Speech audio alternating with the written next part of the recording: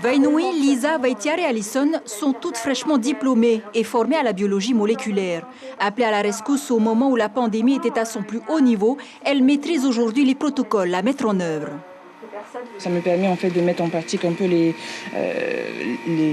connaissances que j'ai acquises durant ma formation à l'université. Ce sont des prélèvements effectués donc, auprès du personnel navigant.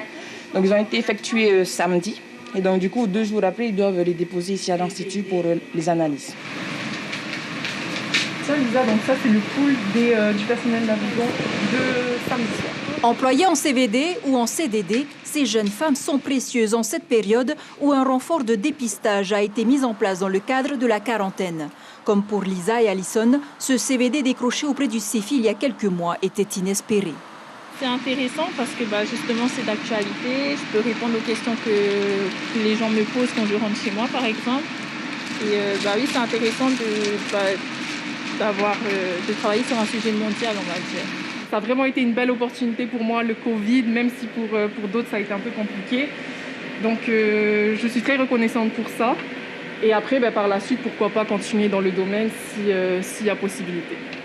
Effectivement, si la Polynésie se plaint souvent de la fuite des cerveaux, ces jeunes, eux, ont clairement choisi de mettre leurs compétences au service du pays. J'ai tout de suite saisi cette opportunité de revenir en ayant un travail parce que en ce moment de crise, c'est assez dur quand même. Et entourée de cette équipe dynamique et très soudée, donc c'est vraiment génial.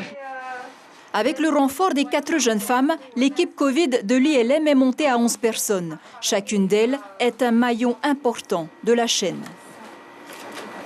Ce sont des gens qui sont extrêmement investis, qui ont, on va dire, une vraie conscience de l'importance de leur rôle en fait, dans le fait de protéger le Fénois.